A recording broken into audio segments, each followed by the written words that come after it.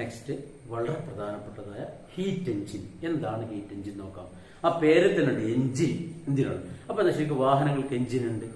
അപ്പൊ അതിനാണ് ഈ എഞ്ചിൻ വർക്ക് ചെയ്യണമെങ്കിൽ എന്തെങ്കിലും പെട്രോൾ അല്ലെങ്കിൽ ഡീസൽ ഒഴിക്കണമല്ലോ. അപ്പൊ അതുമായിട്ട് ബന്ധപ്പെട്ട് അല്ലെ ഫിസിക്സിന്റെ വളരെ പ്രധാനപ്പെട്ട കണ്ടുപിടുത്താണ് ഹീറ്റ് എഞ്ചിൻ. അപ്പൊ എന്താ ഹീറ്റ് എഞ്ചിൻ ചോദിക്കും. അപ്പൊ ഹീറ്റ് എഞ്ചിൻ എന്നാണ് ഞാൻ നേരത്തെ പറഞ്ഞത്. നമുക്ക് എന്ത് ചെയ്യണം? മെക്കാനിക്കൽ എനർജി കിട്ടണം. ഏതിലെന്ത്? ഹീറ്റിന്റെ അത്. അപ്പൊ heat engine is A device which converts എന്തായിരിക്കും ഹീറ്റ് എനർജി ഇൻടു മെക്കാനിക്കൽ. ഞാൻ നേരത്തെ പറഞ്ഞില്ലേ, കൈകൾ തമ്മിൽ ഉരസിക്കഴിഞ്ഞാൽ ഇതാണ് ഇതിന്റെ ഹീറ്റ് ഉണ്ടായി. എങ്ങനെയാണുള്ളത്? മെക്കാനിക്കൽ എനർജിയെ ഹീറ്റ് എനർജി ആയിട്ട് മാറി. എന്റെ നേരെ റിവേഴ്സ്. അപ്പൊ heat engine, what is heat engine ചോദിക്കും. Heat engine is a device which converts എന്തായിരിക്കും heat energy into mechanical energy. അപ്പൊ ചിലപ്പോൾ ചോദിക്കാം, name the device which convert heat energy into mechanical energy. ഇതാണ് ഹീറ്റ് എഞ്ചിൻ. ഇനി heat എഞ്ചിന് പ്രധാനമായിട്ടും 3 ഭാഗങ്ങളാണുള്ളത്. അത് ഏതൊക്കെ നോക്കണം. ഒന്ന്, ഹോട്ട് റിസർവോയർ, ചൂടുള്ള ഒരു സ്ഥലം, നല്ല ചൂടുള്ള സ്ഥലം. അതെന്തെങ്കിലും വർക്കിംഗ് സബ്സ്റ്റൻസ്, ഒരു വർക്കിംഗ് സബ്സ്റ്റൻസ് ഉണ്ടാവും. പിന്നെ നല്ലത് കോൾഡ് റിസർവോയർ. അപ്പൊ എന്ന് പറഞ്ഞാല് ഒരു സ്ഥലത്ത് ഒരുപാട് ചൂടുണ്ടാവും. അവിടെ നിന്ന് എന്ത് ചെയ്യുക, ആ ചൂടിനടുത്തിട്ട് എന്ത് ചെയ്യാം, നമ്മള് വേറത്തിലേക്ക് കൊടുക്കുക. ആ കൊടുക്കുമ്പോ ആ ചൂട് എന്ത് ചെയ്യും, വേറെ കൊടുക്കുക കിട്ടി. പിന്നെ എന്ത് ചെയ്യും, അയാൾ വർക്കും ചെയ്യും. നേരത്തെ പറഞ്ഞ കേസ് തന്നെ ഫസ്റ്റ് ലോ ഓഫ് തെർമോഡൈനാമിക്സ് തന്നെയാണ് ഇവിടെയും വരുന്നത്. അപ്പൊ ഹീറ്റ് എഞ്ചിൻ എന്ന് പറയുമ്പോൾ ഈ ഒരു ചിത്രം വരച്ചതാണ്. ഈ ചിത്രത്തിൽ കുറെ ഏറോ മാർക്ക് ഉണ്ട്, നമുക്ക് നോക്കാം. അപ്പൊ ഇതാണ് ഹോട്ട് റിസർവോയർ. പിന്നെ എന്താണ് വർക്കിംഗ് സബ്സ്റ്റൻസ്. പിന്നെ കോൾഡ് റിസർവോയർ. 2 റിസർവോയർ. റിസർവോയർ എന്നതാ സൂക്ഷിക്കുന്ന സ്ഥലം. ഇതാണ് നല്ല ടെമ്പറേച്ചർ. അപ്പൊ ഇവിടെ ഭയങ്കര ടെമ്പറേച്ചർ ആയിരിക്കും, ചൂട് കൂടുതലായിരിക്കും. അപ്പൊ അങ്ങനെ ഇവിടെ ആയിരിക്കും T1 ഹൈ ടെമ്പറേച്ചർ. ഇവിടെ ടെമ്പറേച്ചർ എന്തായിരിക്കും, കുറവായിരിക്കും, T2. അതാണ് വന്നേ. ഇനി എന്താ സംഭവിക്കുക, ഈ വർക്കിംഗ് സബ്സ്റ്റൻസ് എന്ത് ചെയ്യും, ഈ ഹോട്ട് റിസർവോയറിലേക്ക് വെക്കും ആദ്യം. അങ്ങനെയാണെങ്കിൽ ഈ ഹോട്ട് റിസർവോയറിൽ നിന്നും ഇഷ്ടംപോലെ ചൂട് കിട്ടും അല്ലെ. എന്ന് പറഞ്ഞാല് ഒരു പുഴയിൽ കുറെ വെള്ളമുണ്ട്, ഒരു ബക്കറ്റ് എടുത്തിട്ട് വെള്ളം അതിന്റെ അകത്ത് പോയിട്ട് മുക്കിയെടുത്താലോ കുറച്ച് വെള്ളം കിട്ടി. അതേപോലെ തന്നെ ഇവിടെ ഈ വർക്കിംഗ് സബ്സ്റ്റൻസ് ഇവിടെ പോയിരിക്കും. എന്തിനാ ഇവിടെ കുറച്ച് ടെമ്പറേച്ചർ എടുക്കും. അപ്പൊ അതെന്ത് ചെയ്യും, അത് ഇവിടത്തേക്കാണ് കൊടുക്കുക. ഇവിടത്തേക്ക് കൊടുക്കുമ്പോ നമുക്ക് ഇതെന്ത് ചെയ്യും, നമുക്കൊരു വർക്കും കിട്ടും ശരിക്കും. അങ്ങനെയാണെങ്കിലോ ഇവിടുന്ന് ഒരു എനർജി ഇവിടുന്ന് ഒരു എനർജി ഇതിങ്ങെടുക്കും. ആ എനർജി Q എടുക്കും. അപ്പൊ അത് എനർജി ഇവിടെ കൊടുക്കും. അതാണ് Q. പക്ഷെ 2 Q വന്ന്. അപ്പൊ നമ്മൾ എന്ത് ചെയ്യണം, ഇതിന് Q1 എന്ന് കൊടുത്തു, ഇതിന് Q2 എന്ന് കൊടുത്തു. അപ്പൊ നമുക്കൊരു വർക്കും കിട്ടും. വർക്ക് കിട്ടുന്നു, അതാണ് W. അപ്പൊ നോക്കോ, ഇവിടുന്ന് ഒരു എനർജി എടുത്തു. അടുത്ത എനർജിയാണ് Q1. അത് എന്തൊക്കെയായി മാറി, കുറച്ച് എനർജി ഇവിടെ കൊടുത്തു, ബാക്കി എന്തിന് വർക്കും ചെയ്തു അല്ലെ. അപ്പൊ നമുക്ക് കിട്ടുന്നത് വർക്ക്, കൊടുക്കുന്നത് Q1. അതാണ് ഇത് ഹീറ്റ് എഞ്ചിന്റെ ചിത്രമാണ്. അപ്പൊ ഹീറ്റ് എഞ്ചിൻ എന്ന് പറയുമ്പോൾ hot reservoir, working substance, cold reservoir. Hot സബ്സ്റ്റൻസിൽ നിന്നും എനർജി എടുത്തു, ആര്, വർക്കിംഗ് സബ്സ്റ്റൻസ് അല്ലെ. ആ വർക്കിംഗ് സബ്സ്റ്റൻസ് എടുത്ത് കുറച്ച് എനർജി ഇവിടെ കൊടുത്തു, പുറത്തേക്ക് കൊടുത്തു അല്ലെ. പിന്നെ വർക്ക് ചെയ്തു അല്ലെ. നിങ്ങൾ ഇത് ഞാൻ തിരിച്ചൊരു സാധനം വീട്ടിലുള്ള ഫ്രിഡ്ജിന്റെ ഉള്ളിൽ വെച്ച് സാധനം വെച്ച് കഴിഞ്ഞാൽ അതിന്റെയും ചൂടിനെ പുറത്തേക്ക് തള്ളും. അതേ കേസിൽ അതേപോലെ തന്നെ അതിന്റെ ബന്ധങ്ങളുണ്ട്. ഇതിന് നേരെ റിവേഴ്സ് ആണ് റെഫ്രിജറേറ്റർ എന്ന് പറയും. അപ്പൊ നമുക്ക് നോക്കാം, ഇതാണ് ഇതിന്റെ സബ്സ്റ്റൻസ്. ഇനി നമുക്ക് ഇതിന്റെ എഫിഷ്യൻസി എന്താണെന്ന് നോക്കണം. എന്താണ് ഇതിന്റെ എഫിഷ്യൻസി? എന്താ എഫിഷ്യൻസി എന്ന് പറഞ്ഞാല് ക്ഷമത. ഇപ്പൊ നമ്മളെ വീട്ടിലൊരു പശുണ്ട് സങ്കല്പിച്ചു, അതിന്റെ ക്ഷമത എന്തിനെ ഡിപ്പെൻഡ് ചെയ്തിരിക്കും, കിട്ടുന്ന പാലിനെ ഡിപ്പെൻഡ് ചെയ്തിരിക്കും ഔട്ട്പുട്ട് കിട്ടുന്നത്. ഇനി പശുവിന് തിന്നാൻ കൊടുക്കണ്ടേ, ഇൻപുട്ട്. അപ്പൊ ഏത് കൂടുതൽ, അപ്പൊ ഔട്ട്പുട്ടും ഇൻപുട്ടും നമ്മുടെ റേഷ്യോ എന്ന് പറഞ്ഞ പേരാണ് എഫിഷ്യൻസി. ചിലപ്പോൾ what is efficiency?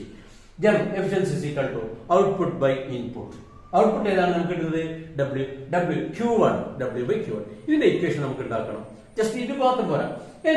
First law of thermodynamics പറഞ്ഞ പോലെ അതേപോലെ നമ്മൾ ഇക്വേഷനിലേക്ക് Q1 എടുക്കുന്ന എനർജി, കൊടുക്കുന്നത് Q2, ബാക്കി വർക്ക് ഡൺ. അപ്പൊ ഇക്വേഷൻ തരുക Q1 is equal to W plus Q2 എന്ന് വരില്ലേ. അപ്പൊ നമുക്ക് കിട്ടി Q1 is equal to Q2 plus W.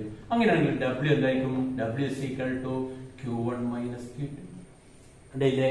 അപ്പൊ ഇക്വേഷന്റെ അകത്ത് നോക്കോ, കിട്ടി W is equal to efficiency is equal to W/Q1 ആണ്. അപ്പൊ W ന് പകരം ഇപ്പൊ നിങ്ങളെ എഫിഷ്യൻസി W ന് പകരം എന്ത് എഴുതണം, Q1 minus Q2 divided by Q1. അപ്പൊ Q1 that is equal to ഈ Q1 ഇതിനും ബാധകമാണ്, ഇതിനും ബാധകമാണ്. അപ്പൊ തരും Q1 by Q1 minus Q2 by Q1 that is equal to Q1 by Q1 എന്തായിരിക്കും 1 മൈനസ് Q2 by Q1. ഇതാണ് ഇതിന്റെ ഇക്വേഷൻ, എഫിഷ്യൻസി ഇക്വേഷൻ. ഡയറക്റ്റ് ആയിട്ട് ഈ ഇക്വേഷൻ എത്തിയിട്ട് ഇതെങ്ങനെ എഴുതിച്ചാൽ മതി.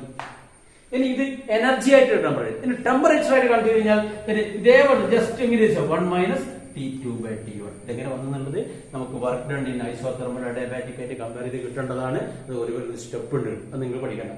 ജസ്റ്റ് ഇതാണ് ഇത് ഹീറ്റ് എഞ്ചിൻ. അപ്പോൾ ജസ്റ്റ് പറയാം, ഹീറ്റ് എഞ്ചിൻ എന്ന് പറഞ്ഞാൽ മെക്കാനിക്കൽ എനർജിയെ ഹീറ്റ് എനർജി ആയിട്ട് മാറ്റും, ഹീറ്റ് എനർജിയെ മെക്കാനിക്കൽ എനർജി ആയിട്ട് മാറ്റുന്ന ഡിവൈസിന് പറഞ്ഞ പേരാണ് ഹീറ്റ് എഞ്ചിൻ. ഇനി ഹീറ്റ് എഞ്ചിന്റെ സ്ഥാനത്ത് hot reservoir, working cells, cold reservoir. ഇനി ഹോട്ട് റിസർവയറിൽ എനർജി എടുക്കുന്നു, അല്ലെങ്കിൽ high temperature T1, low temperature T2. ഇവിടെ എനർജി എടുക്കുന്നതാ, എടുക്കുന്നതായി മാർക്ക് ചെയ്ത് Q1, കൊടുക്കുന്നു ഇവിടെ കൊടുത്തു Q2. ഒരു വർക്ക് നമുക്ക് കിട്ടുന്നു അല്ലെ. അപ്പൊ വാഹനങ്ങൾ ടയർ കറങ്ങുന്നു, ആ വർക്ക് ചെയ്യുന്നത് ഈ ടെമ്പറേച്ചർ അങ്ങോട്ട് കൊണ്ടുപോയിട്ട് മാറുന്നതാണ് അല്ലെ. വാഹനങ്ങൾ കറങ്ങുമ്പോൾ നിങ്ങൾ നോക്കിക്കോ, ഓരോ ഭാഗങ്ങൾ ചൂടായിട്ടുണ്ടാവും, ജസ്റ്റ് നോക്കി വെച്ചാൽ മതി ആ കേസ്.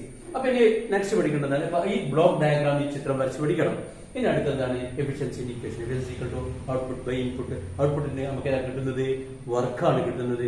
ഇൻപുട്ട് ഏതാണ് Q1 W by Q1. എന്നാൽ ഫസ്റ്റ് ഓഫ് തെർമോഡൈനാമിക്സ് പ്രകാരം നമുക്ക് അറിയാം, കൊടുക്കുന്ന എനർജി ഏതാണ് Q1. ഇവിടെ ഇവിടെ എടുക്കുന്ന എനർജി Q1, ഇവിടെ കൊടുത്തു Q2, വർക്കായിട്ട് കിട്ടി. അപ്പൊ ഇക്വേഷൻ എന്താ, first of thermodynamics Q1 is equal to Q2 plus W. W ശരിക്കും എനർജിയുടെ കൺസർവേഷൻ ആണ് ഇവിടെയൊക്കെ വരുന്നത്. W Q1 മൈനസ് Q2 അല്ലെ. ഈ W ഇവിടെ വെച്ചു, ഈ Q2 ഇങ്ങോട്ട് വന്നാൽ Q1 മൈനസ് Q2. ഇനി എന്ത് ചെയ്ത് എഫിഷ്യൻസിക്ക് W പകരം മാറ്റി കൊടുത്ത് W വരുന്നത് Q1 minus Q2 by Q1. അപ്പൊ Q1 by Q1 1 ആയിരിക്കും, മൈനസ് Q2 by Q1. അപ്പൊ efficiency equal to 1 minus Q2 by Q1. ഇനി ടെമ്പറേച്ചർ ആയി കഴിഞ്ഞാൽ efficiency equal to 1 minus T2 by T1. ഈ ഇക്വേഷൻ ഒന്ന് പഠിക്കുക. ഇത് നിർബന്ധമായിട്ട് പരീക്ഷയ്ക്ക് വരാൻ സാധ്യത ഒരു 100% തന്നെ പറയാം. കൃത്യമായിട്ട് പഠിച്ചോളൂ. ഓക്കെ. ഹീറ്റ് എഞ്ചിനിൽ നമുക്ക് പഠിക്കാം. ജസ്റ്റ് കാർനോട്ട്സ് എഞ്ചിൻ, അല്ലെങ്കിൽ കാർനോട്ട്സ് എഞ്ചിൻ വരുന്നുണ്ട്, അതിന്റെ സൈക്കിൾ. അപ്പൊ അതിൽ നേരത്തെ പറഞ്ഞ 4 സൈക്കിൾ വരുന്ന ഒരു ഗ്രാഫ് ഉണ്ട്. ആ ഗ്രാഫ് ഒന്ന് ജസ്റ്റ് പഠിച്ചു വെക്കുക. അപ്പൊ ഇതിൽ നോക്കിക്കോ, ഇവിടെ എന്തുള്ളത്, ഇവിടെ വോളിയം, ഇവിടെ എന്തുള്ളത്, പ്രഷർ. അപ്പൊ ഇതിൽ നോക്കിക്കോ, ഒന്നാമത്തെ ഒരു ഗ്രാഫ് ഒരു വര ഇങ്ങനെ. അപ്പൊ ഇതെന്താണ്, ഐസോ തെർമലാണ്. അടുത്ത് കുറച്ചും കൂടി ചെരിവ് കൂടി അഡിയാബാറ്റിക് അല്ലെ. അപ്പൊ ഇതിന്റെ വോളിയം കൂടുന്നതാണ്, അതെന്താ പറയാ. അപ്പൊ ഇത് ഐസോ തെർമൽ. ഇതോ അഡിയാബാറ്റിക്. ഓർത്തോടെ വരച്ചു വെക്കുന്നതിനാണ് ശ്രദ്ധിക്കണേ, അഡിയാബാറ്റിക്. ഇനി അടുത്തതിന്റെ വോളിയം ഇങ്ങോട്ടേക്കാ വരുന്നത്, ഇങ്ങനെ വരുന്നത്, ഇതേപോലെ തന്നെ ഇങ്ങോട്ടേക്ക് വരുന്നു. അപ്പൊ ഇതിന്റെ സംഭവം, ഇതിന്റെ വോളിയം എന്താ ചെയ്യുന്നത്, കുറയുന്നു. ഇതിന്റെ വോളിയം എന്ത് ചെയ്യുന്നത്, കൂടുന്നു. അപ്പൊ ഈ രണ്ട് പ്രോസസ്സും എന്തിനാണ്, ഐസോ തെർമലാണ്. അപ്പൊ ഇത് വോളിയം കൂടുന്ന പ്രോസസ്. സാധനം തുറന്നു വെച്ചിട്ട് എന്ത് ചെയ്യാ, ഇങ്ങനെ വോളിയം കൂടുക. അപ്പൊ എന്താ പറയാ, എക്സ്പാൻഷൻ. അപ്പൊ എന്താ പറയും, ഐസോതെർമൽ എക്സ്പാൻഷൻ. അപ്പൊ ഇവരാണെങ്കിലോ വോളിയം കുറയുന്നു, അപ്പൊ എന്താ പറയാ, കംപ്രഷൻ. അപ്പൊ എന്തൊരു, ഐസോതെർമൽ കംപ്രഷൻ. അപ്പൊ ഈ ഗ്രാഫ് ഒന്ന് നിങ്ങൾ പഠിച്ചിട്ടോളേ വരും. ഇനി അടുത്ത് നേരെ തിരിച്ച് ഇങ്ങനെ വന്നു, ഇങ്ങനെ വന്നു. അപ്പൊ ഇത് ശരിക്കും സ്ട്രൈറ്റ് ആയിട്ടില്ല, ഇങ്ങനെ. അപ്പൊ ഇത് എന്ത് പ്രശ്ന, അഡിയാബാറ്റിക്. ഇതിൽ അഡിയാബാറ്റിക് എന്താ, ആദ്യം ഒരു വോളിയം ഇതാണ്, പിന്നത്തെ വോളിയം ഇതാണ്, കുറഞ്ഞിട്ടുണ്ട്. അപ്പൊ എന്തായിരിക്കും, അഡിയാബാറ്റിക് കംപ്രഷൻ. അപ്പൊ ഇതോ അഡിയാബാറ്റിക് എക്സ്പാൻഷൻ. അപ്പൊ ഞാൻ നേരത്തെ പഠിച്ച 2 ടേം, ഐസോതെർമലും അഡിയാബാറ്റിക് മാത്രം. ഒന്ന് എക്സ്പാൻഷൻ, മറ്റേത് കംപ്രഷൻ. അപ്പൊ ഈ ഒരു ഗ്രാഫ് ഒക്കെ പഠിച്ചു വെച്ചു. ഇതാണ് കാർനോട്ട്സ്. ഇനി കാർനോട്ട്സ് എഞ്ചിനോ കാർനോട്ട്സ് സൈക്കിൾ എന്ന് ചോദിച്ചാൽ മാക്സിമം എഫിഷ്യൻസി ഉള്ള എഞ്ചിൻ ഏതാണെന്ന് വെച്ചാൽ കാർനോട്ട്സ് എഞ്ചിനാണ്. അപ്പൊ അതിന്റെ സൈക്കിളാണ്. അപ്പൊ ഇവിടെ നോക്കിക്കോ, ഇത് ഇവിടെ ഇങ്ങനെ തുടങ്ങിയിട്ട് ഇതെവിടെ എത്തി, ഒരു തുടങ്ങിയ സ്ഥലത്തിലെത്തി. അങ്ങനെയാണെങ്കിൽ അതിന്റെ പറഞ്ഞ പേരെന്ത്, സൈക്ലിക് പ്രോസസ്. എന്താ പറയാ, സൈക്ലിക് പ്രോസസ്. അതായത് നിങ്ങൾ കെമിസ്ട്രി, ബയോളജിയിലും ED-യിലൊക്കെ ചില സൈക്ലിക് പ്രോസസ്, സൈക്കിൾ വരക്കാൻ പറഞ്ഞില്ലേ, തുടങ്ങിയിട്ട് എന്ത് ചെയ്യണം, പല പ്രോസസ് കൂടി പോയിട്ട് അവസാനം തുടങ്ങിയിട്ട് എത്തണം. അതിന് പറഞ്ഞ സൈക്ലിക് പ്രോസസ്. ഇനി എന്താ സൈക്ലിക് പ്രോസസ് പറഞ്ഞാൽ ജസ്റ്റ് ഈ ചിത്രം വരച്ചാൽ മതി. കാർനോട്ട്സ് എഞ്ചിൻ ചോദിച്ചാൽ ഈ ചിത്രം വരച്ചാൽ മതി. കാർനോട്ട്സ് സൈക്കിൾ ചോദിച്ചാലും ഈ ചിത്രം വരച്ചാൽ മതി. ഈ ചിത്രത്തിൽ 4 പ്രോസസ് ഉണ്ട്. എന്തൊക്കെയാണ്, isothermal expansion, adiabatic expansion, isothermal compression, adiabatic compression. ഈ 4 കാര്യങ്ങൾ ഈ ചിത്രം വരച്ചു വെച്ച് പഠിക്കണം. ഓക്കെ. അപ്പൊ ഇതിന്റെ എഫിഷ്യൻസിന്റെ കാര്യങ്ങളൊക്കെയാണ് നമുക്ക് വേണ്ടത്. നേരത്തെ പറഞ്ഞ 1 - T2/T1 എന്ന് പറഞ്ഞിട്ടില്ലേ, ആ ഇക്വേഷനകത്തേക്ക് എത്തും. ഇതിന്റെ അകത്താണ് ആ ഇക്വേഷൻ എത്തുന്നത്. അഡ്ജസ്റ്റ് അതൊന്നും നിങ്ങൾ പഠിക്കേണ്ട, ഇത് മാത്രം ഈ ഒരു ഗ്രാഫ് പഠിച്ചു വെക്കും. ഈ ഗ്രാഫ് 3 എണ്ണത്തിനാണ്. കാർനോട്ട് എഞ്ചിൻ ആകാം, കാർനോട്ട് സൈക്കിൾ ആകാം, സൈക്ലിക് പ്രോസസ് ആകാം. ഓക്കെ.